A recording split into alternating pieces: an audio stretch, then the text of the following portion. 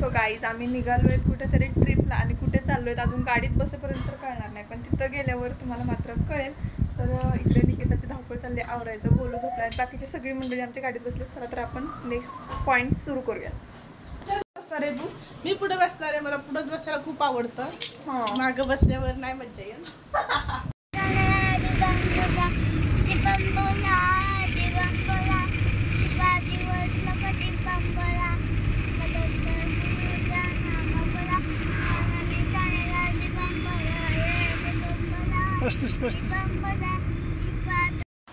तर मंडळी आपला प्रवास असणार आहे सातारा ते जेजुरी.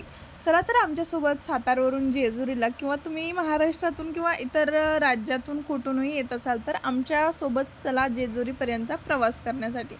तर बघा आम्ही निघालो आणि पहिल्यांदा नव्याने निघालो तिकडे, कारण की आम्ही या अगोदर कधी गेलो नाही.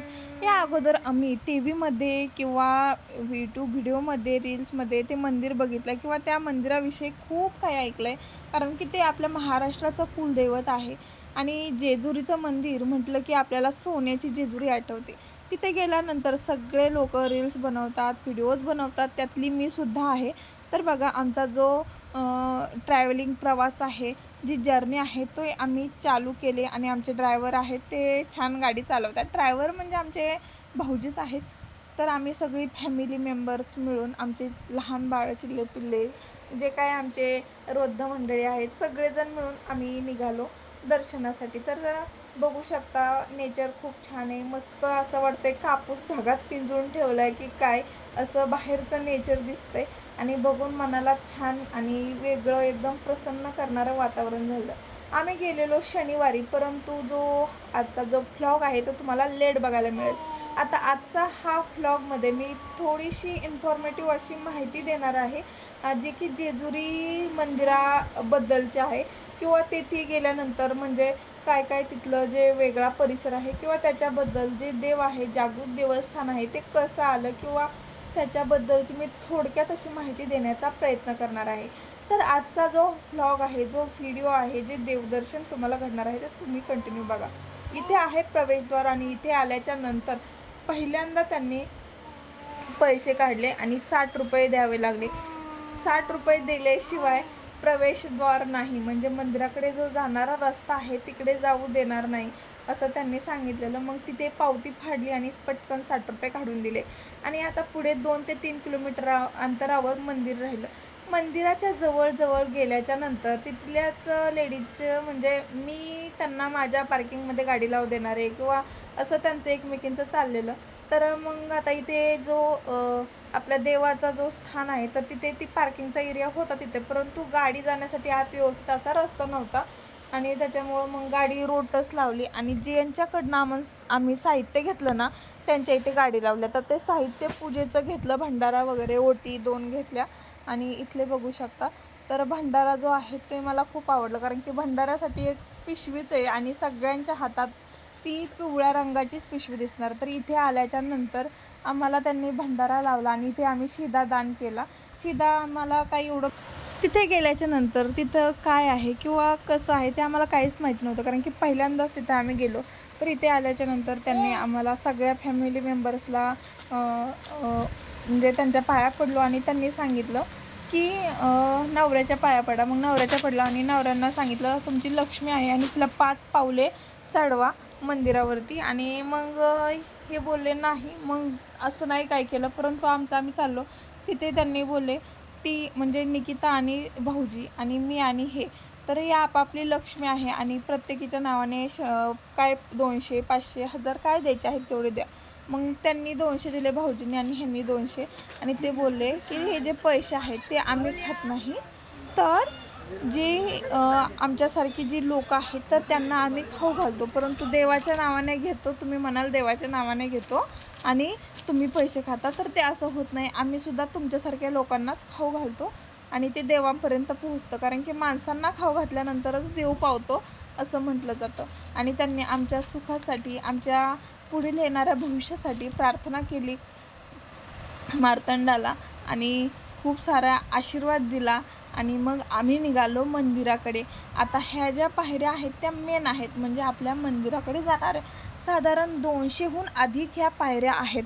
आणि बघू शकता ओट्या किंवा बॅगा, पर्स, पूजेचं साहित्य, वेगवेगळे स्वीट्सचे प्रोडक्ट म्हणजे जे पदार्थ आहेत, जे प्रसादासाठी आहे किंवा खेळणी आहे, भरपूर सारं काय काय काय काय होतं. आणि दोन्हीही साईडला. आणि तिथे गेल्याच्या नंतर जे जुन्या काळातील जो किल्ला आहे, जे शिवाजी महाराजांच्या काळात, त्यामध्ये इतकं म्हणजे भारी वाटलं ना. आणि हे जे बांधकाम आहे ना, हे खूप प्राचीन असे. आणि इथे बाहेर परडी होती, परडीच्या पाया पडलोत आणि त्यानंतर आम्ही मेन प्रवेशद्वाराजवळ पोहोचलो. आता प्रवेशद्वारावरून एकदम वरती मंदिराकडे जायचं म्हटलं तर बघू शकता इथे राक्षस द्वार असं म्हणतात. आणि या दारावरती आम्ही पाय देऊन आम्ही निघालो मेन दाराकडे. आणि इथल्या पायऱ्या चढलोत. पायऱ्या चढता चढता त्या लोखंडाच्या पायऱ्या होत्या आणि खूप सावकाश चालावं लागलं, कारण की उंच पायऱ्या होत्या. सॉरी, त्या दगडाच्याच होत्या आणि त्याच्यानंतर लोखंडाच्या पायऱ्या येतात. आणि मग आम्ही पोहोचलो मंदिराकडे. तर बघू शकता मंदिराचा परिसर, भाविक भक्त सगळ्यांनी सजलंय आणि सगळीकडे आपला भंडारा इथे आल्याच्या नंतर एक वेगळाच आनंद, एक वेगळीच प्रसिद्धी आणि तेवढंच भारी वाटलं. आणि तिथे प्रत्येकजण शूट रील्स काही ना काही बनवत होतं. आता हे जे बांधकाम आहे ते खूप असं जुनं आहे. आपल्या जे म्हाळसेचं जे रूप आहे तेच माता पार्वतीचं रूप आहे असं म्हटलं जातं. तर मंदिरामध्ये जाताना जे मेन प्रवेशद्वार आहे ना, तर तिथे जायच्या अगोदर असं म्हणतात, देवाला तेल जाळा म्हणजे आपल्या आयुष्यातील जे दुःख आहे ते जळून जातात असं म्हणून तिथल्या तिथं तेल खरेदी करून तिथे जाळत होतं. आणि असं सगळ्यांचं आलेल्या भक्तांचं भाविकांचं चाललं होतं. आणि यानंतर आम्ही देवाच्या पाया पडलो, देवांना नमस्कार केला आणि रांगेत उभारायला गेलो. रांगेत उभारायला जाता जाता तुम्ही बघू शकता इतकी गर्दी. त्या अगोदर कुणाला तरी बाथरूमला जायचं होतं आणि मार्तंड देवस्थान पश्चिम द्वार हे आहे. आणि इकडे आम्ही बॅकग्राऊंडला आलोत आणि मग वापस येऊन सगळ्यांनी फ्रेश झाले, टॉयलेट वॉशरूम काय ते केलं आणि त्याच्यानंतर आम्ही पोहोचलो मंदिराकडे दर्शनासाठी, पुन्हा रांगेत उभारण्यासाठी. आणि मग रांगेत उभारायला गेल्याच्या नंतर बघू शकता खूप सारी गर्दी होती, परंतु आम्ही पटपट जाण्याचा प्रयत्न केला. आणि ते मोफत दर्शन रांग म्हणजे इथे पैसे घेणार नाही आहेत दर्शन रांगेसाठी. आणि जवळपास इथे फेऱ्या मारण्यासाठी 40 ते 42 असाव्यात हे फेऱ्या मारण्यासाठी. काय म्हणतात ते सांगा मला, कारण की आपण रांगेत उभारतो म्हटल्यावर हे सगळं असतंच. आणि वेदिका पळत होती, तिला आवरता आवरता असं झालता जीव, परंतु काय करणार, सगळंच करणं गरजेचं होतं. आणि व्हिडिओच्या नादात मला ओरडासुद्धा भेटला आमचे जे घरातील वृद्ध मंडळी आहेत त्यांच्याकडून.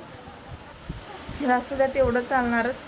आणि गोल्याला त्याच्या पप्पांनी आणि मग आम्ही दर्शनासाठी जवळजवळ पोहोचलो. आणि इथे फेऱ्या पूर्ण मारूस तर 1-पाऊण तास गेला असावा. आणि इथे बघा खंडोबा म्हणतो ना आपण, तर ते खंडोबा इथे बसलेत. आणि कुत्र्याच्या रूपात खंडोबा असं म्हणून प्रत्येकजण येऊन त्याला भंडारा उधळत होते आणि त्याच्या पायासुद्धा पडत होते. आणि बघा इतकं त्यांनी घाई केली इथे आल्याच्या नंतर, पटकन या पटकन या, प्रवेशद्वार बंद होणारे, प्रवेशद्वार बंद होणारे म्हणत म्हणत इतके सगळे भाविक भक्तांना तेथील पुजारींनी पळवलं. आणि मग सगळेच पळायला लागले दर्शनासाठी. मग पटापट दर्शन घेतलं. आणि तुम्ही बघू शकता स्क्रीनवरती तुम्हाला दिसतंय का तुम्ही सांगा. आणि त्या अगोदर इथे म्हटलं जातं पंचगंगा, म्हणजे तेथील दर्शन घ्यावं लागलं. आणि त्यानंतर मग आपले जे तर इथे असं म्हटलं जातं 5 येथे आणि पंचगंगा देवस्थान असं, तर त्यांचं दर्शन घेतलं, खंडोबाचं दर्शन घेतलं आणि छान वाटलं. तिथे गेल्याच्या नंतर थोडीशी माझी फजिती झाली. आणि ती काय झाली ती तसं सांगायचं वाटलं नव्हतं की मंदिरामध्ये जाऊन एवढं छान दर्शन होईल. आणि माझ्या यूट्यूब चॅनेलवरती आपल्या खंडोबा देवाचा व्हिडिओ येईल. तर तेवढा पण माणसात मी व्हिडिओ तेवढा 1-2 सेकंदाचा आहे तो मी आपल्या जे देव आहेत, आपले कुलदैवत आहेत, त्यांना मी आपल्या यूट्यूब चॅनेलवरती घेतलं. आणि छान वाटलं. आपल्यासोबत आपले देव आहेत म्हटल्यावर छानच वाटणार ना. तर ह्या एरियाला म्हणतात रील्स बनवण्याचा एरिया. तर असे तेथील पुजारीच म्हणले, कारण की आम्ही विचारलं कुठे आहे, तर इथे आल्याच्या नंतर आम्ही इथे बघितलं आणि इथे हे जे नमस्कार करतात, वंदन करतात ते केलं जोडीने मिळून. त्यानंतर निकिता आणि राजू भाऊजी त्यांचा नंबर आला आणि त्यांनीही केलं आणि हे मारुती मंदिराच्या जवळ किंवा मारुती मंदिरात हे आहे असं त्यांनी सांगितलं. तिथे गेल्यानंतर आम्ही दोघींनी ओटी भरली म्हाळसा आणि बानूची. आणि व्हिडिओ पाहिल्याबद्दल तुम्हा सगळ्यांच्या मनापासून धन्यवाद.